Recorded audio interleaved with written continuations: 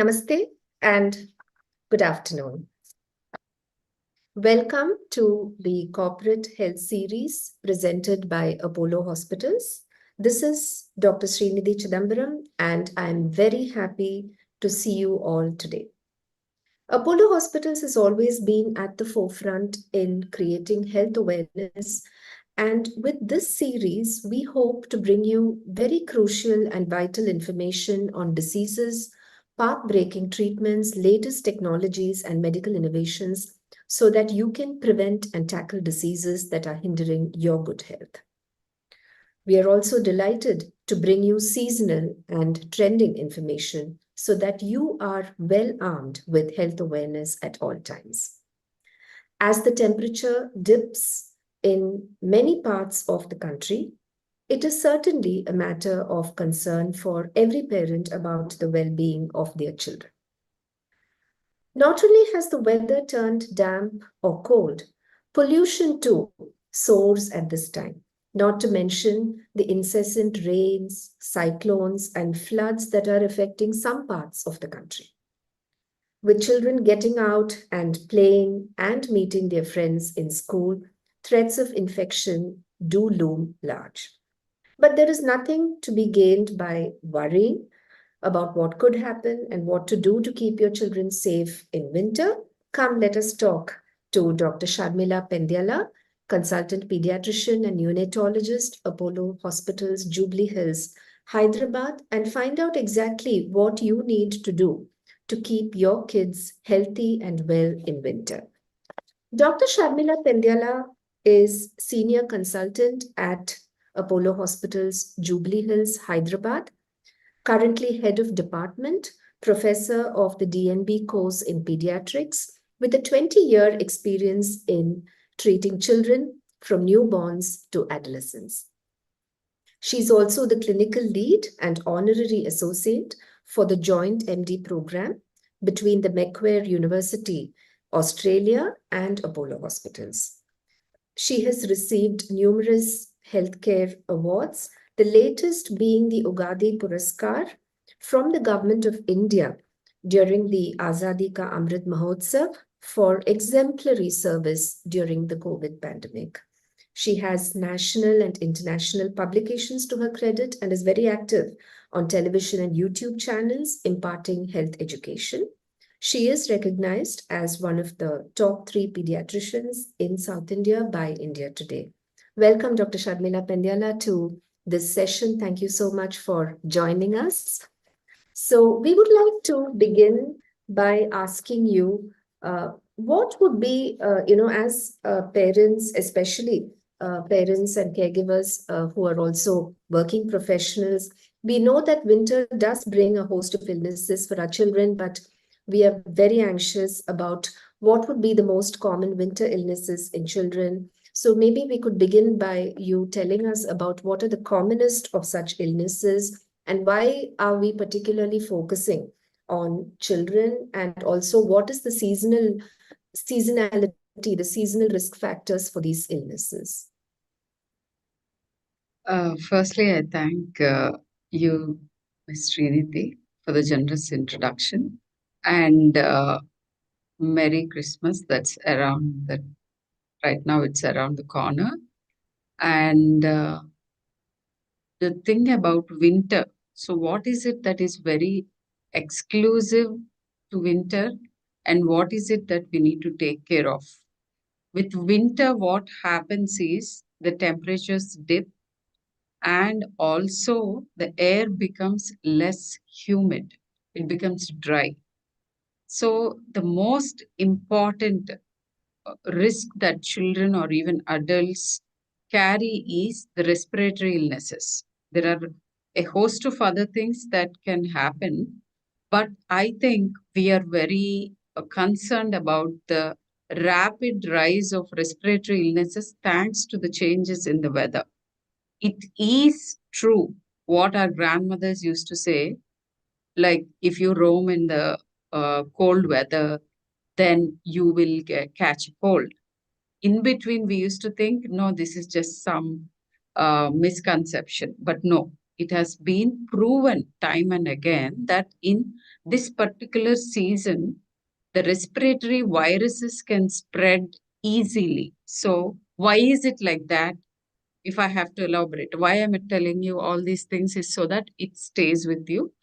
And what happens during dry weather and cold weather is that the virus itself can preserve itself longer in the air in droplet forms. That is number one.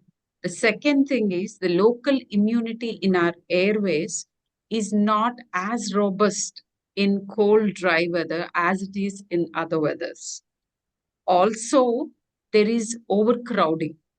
In cold season, we prefer to gather in confined places, closed confined places, rather than in open places like in summer.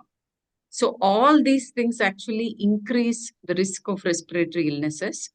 And particularly right now, if I have to talk very relevant to this time and day, we now have a new outbreak of JN.1 COVID virus, which is spreading rapidly all over the world.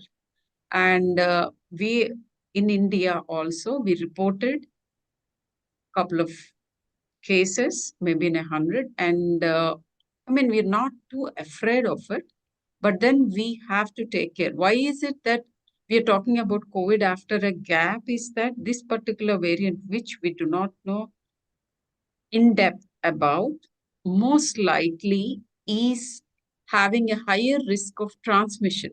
Is it more deadly? As of now, no. But we need to get more information over a time period. So I would start this session by asking all the mothers out there to actually go back to masking your children when you're sending them to school.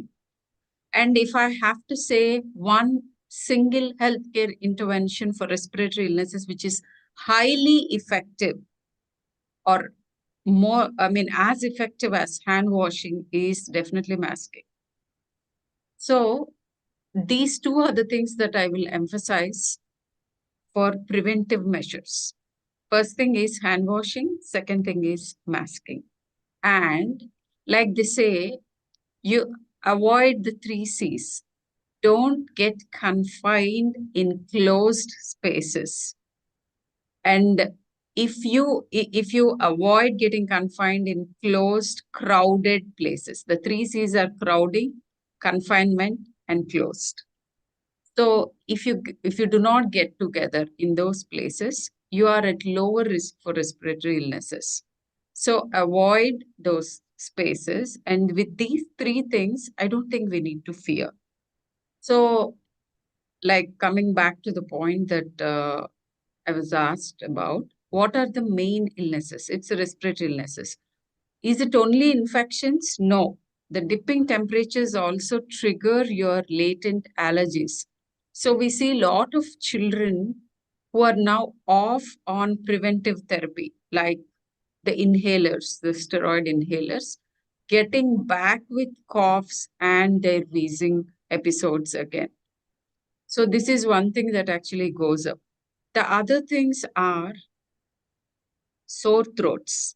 We have seen an increase in streptococcal and staphylococcal sore throats of late, the usual common cold, flu, and all those respiratory viruses that we were talking about for the past 2 years, like respiratory syncytial virus, the adenovirus, all these things. And we call what we call the winter stomach bug. It gets rampant and it can cause vomitings and diarrhea, tummy pains. We have been seeing them a lot. The colds, coughs, fevers, tummy pain, diarrhea, vomitings, and skin issues. The dry weather causes some skin, the usual flare-ups of eczematous children. They get their flare-ups. And other skin conditions which flare up during dry conditions like psoriasis, all these have a little flare up. So these are the usual things I would say that children are affected and even adults are affected. So you were talking about ways of preventing these infections.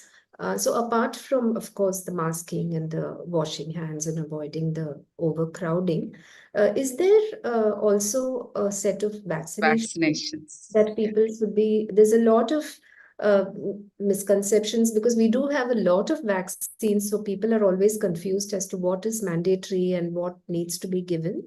So that will be useful if Yeah. you tell us. There are two other things that I would want to enumerate to avoid falling sick in any season, and particularly in winter season. The first thing obviously is vaccinations. Any season, all the diseases. The other thing is avoiding pollution prone areas, traveling during pollution prone times, like when there is heavy traffic after 5:30 in the evening, and when it is very foggy, what we call the smog, both the smoke and the fog together is called the smog. That's very early in the morning. So avoid these two times, particularly in open vehicles, wherein you inhale all the exhaust of the vehicles that you're following. So I usually tell parents to take them out to play, which is very, very important, particularly because you hardly get any sunlight, your vitamin D levels go down, and this will make you more prone for illnesses. So take them out in the late afternoon and very early evening, not in the late evenings. So come back home by 5:36 and have more of indoor activities after that. So, and again, coming back to the vaccinations that we were talking about, they are not even a choice right now. You will have to mandatorily vaccinate your children. And like you rightly pointed out, Ms. Srinidhi, yes, I get a lot of queries, mothers asking, I was not vaccinated, my mother was not vaccinated with so many vaccines. Why is it that my children have like umpteen number of vaccines? And is it true? Even today, they ask me, if you take a lot of vaccines, that your children will be at risk for developmental anomalies and particularly autism. I still get that question every day. So it's not true that vaccines lead to autism. No, you will have to take all the mandatory vaccines. And what is mandatory is also changing over time. The reason being, the world is no more the same place that it was a couple of decades earlier. So we have to move with the times, face the new challenges with the new arms and ammunition we have, and those are vaccines. If I have to pinpoint which vaccines are extremely important during this season, it is influenza, the flu vaccine, which is quadrivalent. It actually covers 4 strains of flu virus, one of which is the famous swine flu, and the other ones are also influenza A and B. So these have to be covered. Previously, the guidelines were that 6 month plus children be immunized for the first year with 2 shots and later on yearly 1 shot. It was not a mandatory vaccine, it was an optional vaccine. But now the guidelines are that vaccinate your children yearly with flu vaccines at least till 5 years. And I would say up till 10 years if your child has allergies. And I'm not exaggerating if I say that at least 60 to 70% of children have at least 1 or 2 episodes of allergy these days. And the other reason for this is pollution and overcrowding. The other day I was passing by and I realized that the number of houses, the number of families which used to stay in a whole village is now staying in one apartment complex. We have something like 1,000 to 2,000 families staying within an acre or two vertically. And how will you not expect such people to fall sick? How will you not have illnesses disproportionate to what they were before? So the population density is very high, and in particular areas, wherever the density is high, infections also will be high. So these are all the reasons, and these are like flu vaccine. And if you have missed your pneumonia vaccines, If your children missed pneumonia vaccines, please go ahead and immunize them now. It's never too late. In fact, adults also can have the Prevenar 13 and the Pneumovax, particularly for diabetics, for people prone to chest allergy or nasal allergies. Take one shot each of Prevenar 13 and Pneumovax, and that will protect you for lifetime. This is for the adults. And for children, if you have done your Prevenar 13 and your child has underlying risks like asthma or any other immunocompromised state, go in for the 23 valent pneumococcal vaccine. These two are of paramount importance. If you have missed your DPTs or you're just due for your diphtheria pertussis tetanus, go ahead and get it done. Because we have seen the age group for diphtheria pertussis shifting to older children where there is this narrow window of waning immunity and being due for the vaccine. That is around 3.5 to 4.5 years. In fact, we have seen an outbreak of mumps. Last 3 months, we have seen as many mumps as I have seen for the past 30 years. So this could be because the MR vaccine is not including the mumps, and we have been making note of this and conveying it to the health authorities that they should go back to giving the MMR vaccine. But in the private sector, we are any which ways giving only MMR vaccine. In case your child is just due for it, like around 4 years age, just go and get it done immediately because there is almost an outbreak of mumps. And we have seen an outbreak of measles in the state of Maharashtra. So just catch up on all your vaccines that you haven't gotten, particularly the flu vaccine. There is no one particular month that you have to take flu vaccine. This is one more question I get. Is it true that we have to wait till June, July, or August? And once you miss it, then you'll have to wait for the next year. It's not like that. It's no more seasonal. I have seen H1N1, H3N2, H9N2 throughout the year, even in summer months. So, ideal is you get your flu shot in June, July, that is the pre-flu season. But in case you have not taken, just take it even now in December also. You can take it anytime. Let's discuss a little bit more about this pollution aspect. I mean, you did touch upon it briefly, Doctor, but especially in certain cities, we do have a very, very high index of pollution during the winters. But parents, like, they often close schools and, parents really, though we do know that, it's important that you don't go out in the traffic hours. But practically, what would you actually suggest for somebody living in a city with high pollution in the winter? What best can they do to protect their children? Masking is the only way. And you can actually have your commute before it gets too busy. You can actually talk to your own apartment authorities and put it in a zigzag fashion. The time when vehicles move out on the same road and then get jammed and all that. Just avoid that peak time, the last time. School starts at 8:30. So the 8 to 8:30 time is the busiest time. So why don't you go at 7:45? Something like that. Simple tricks to avoid the peak traffic and mask yourself. Mask yourself. So this is what I would say, and not take children out after 6 o'clock for walks or to parks or any kind of outdoor activity. So I usually tell them 4 to 5 is the best time to play during winter months. Maybe 3:30 to 5:30 is the time. Immediately after they come back from school, please don't load them with homeworks and tuitions.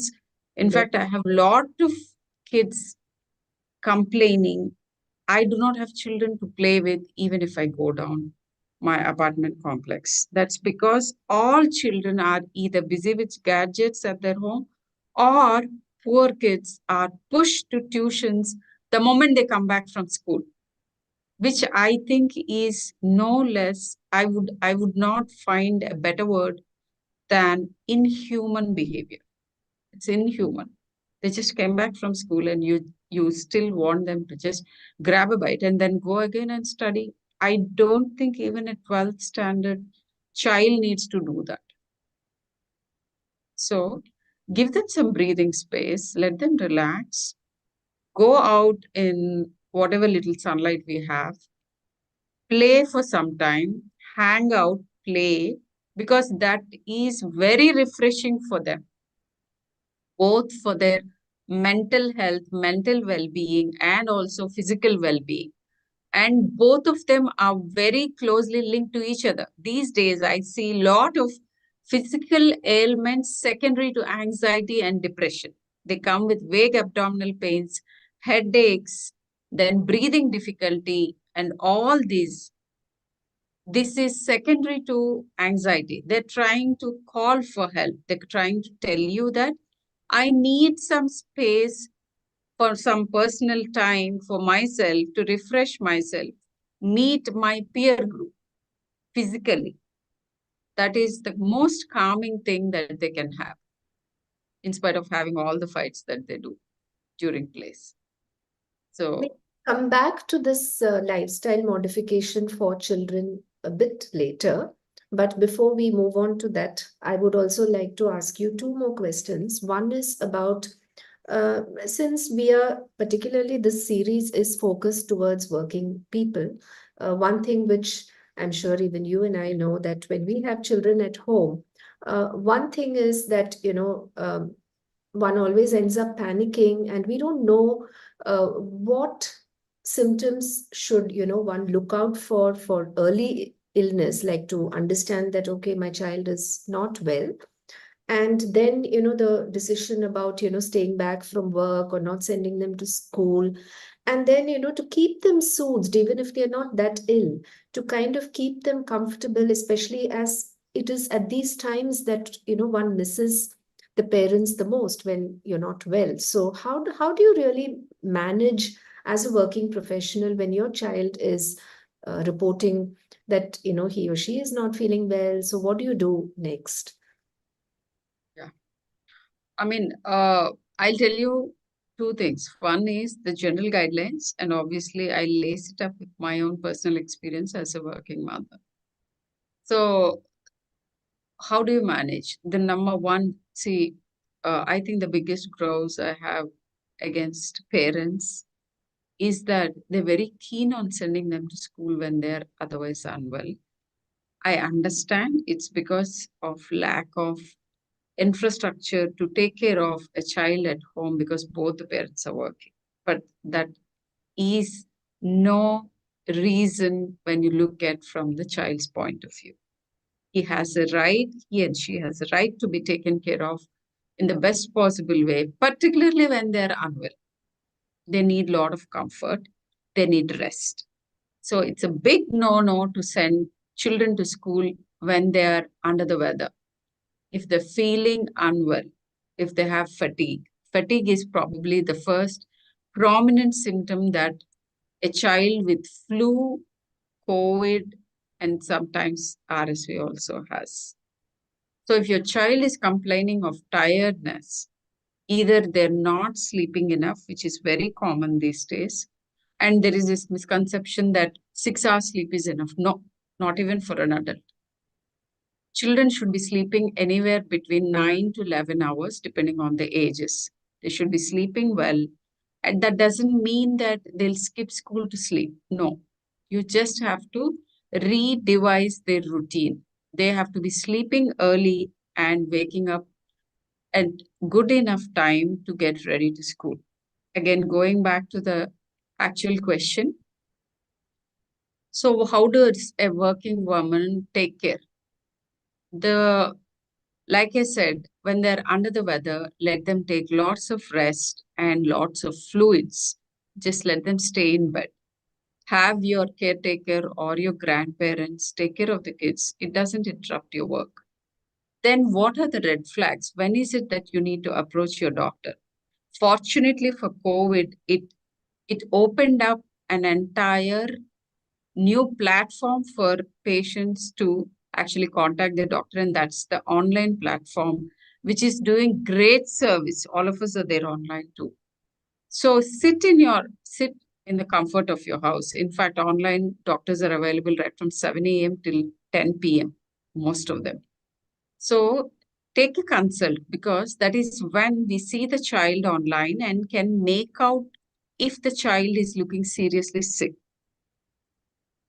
Or I'll give you a warning signs depending on what is the prevalent organism at that point of time. You might be knowing the general do's and don'ts, but then what's happening in the medical fraternity is what we will be more abreast with.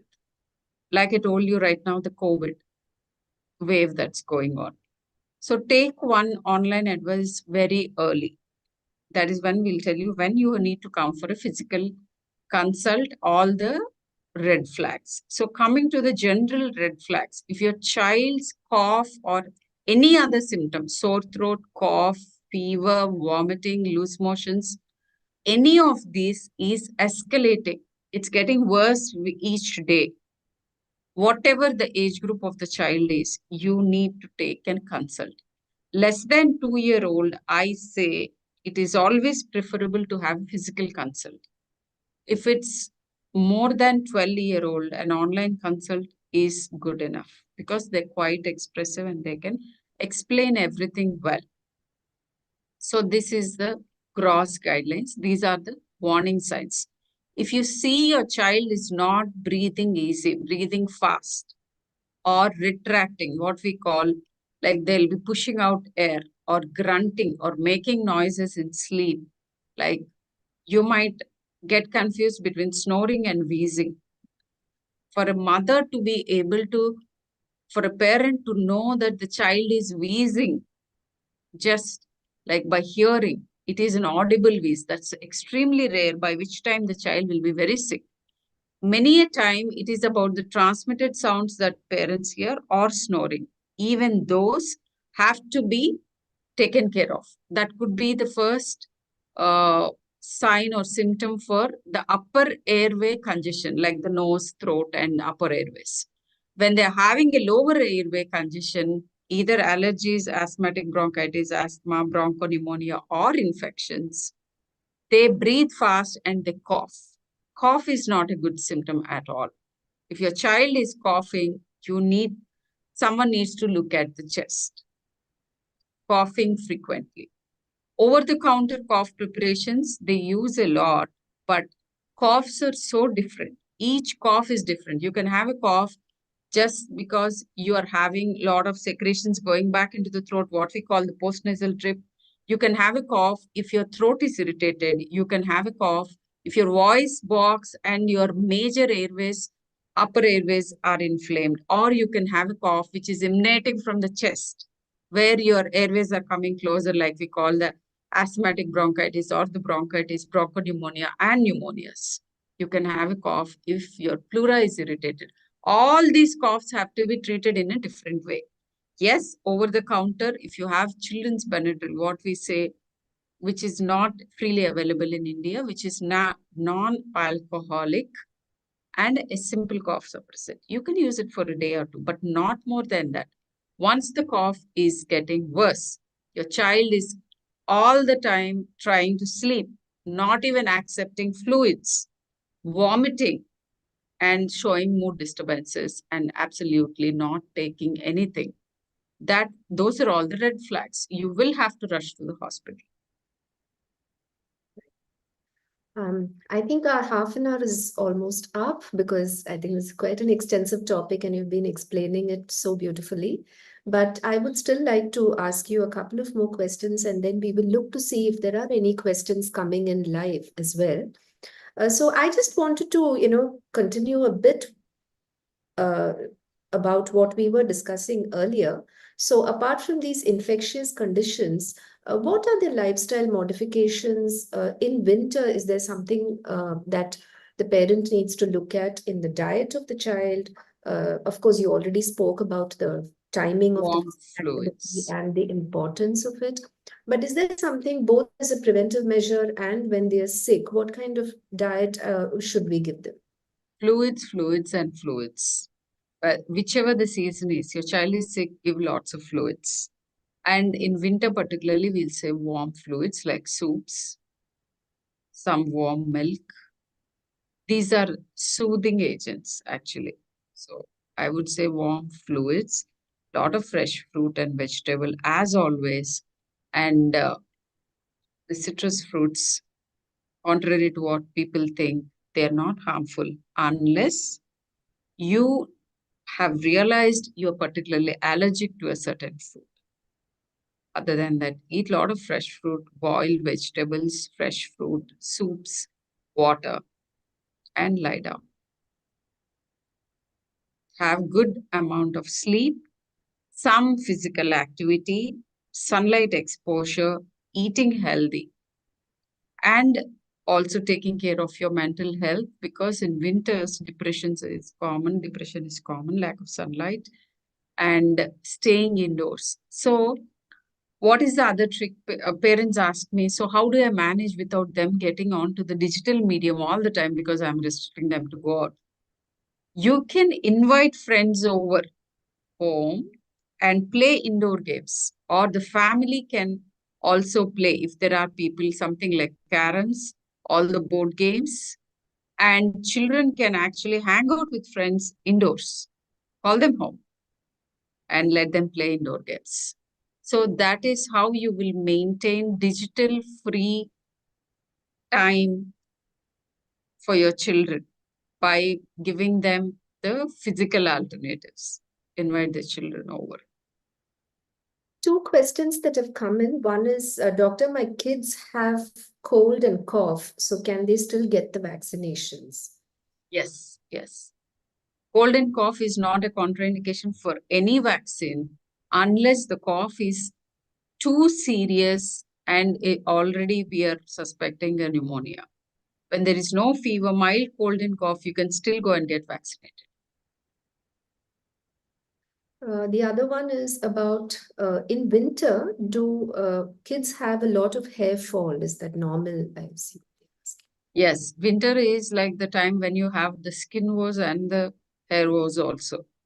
So, I mean, it's a misconception that you will not be tanned in winter. In fact, your skin is more dry and it is prone for more damage during winters.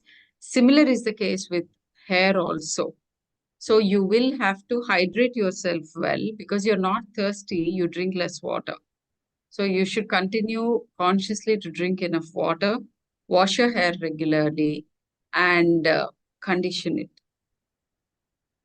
So the Also routine hair care that you do, yes, skin hair fall is more because of the dryness.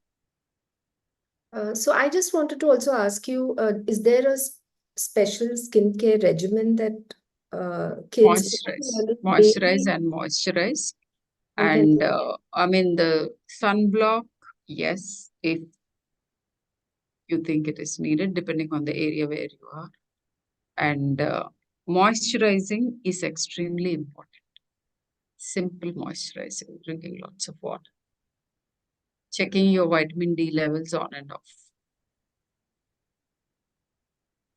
So So, this is the usual thing. so I think this has been a very, very useful discussion. Thank you so much, Dr. Sharmila, for this very, very enlightening session. So parents, now you have all your queries answered. Keep your kids safe, cozy, and well during the winter months. Enjoy the season without anxiety. So please do subscribe to our social media channels. And if you need any medical assistance, or if you need any appointments, you know that you can call our exclusive health helpline for corporates, which is 18001099, and we will be able to assist you immediately.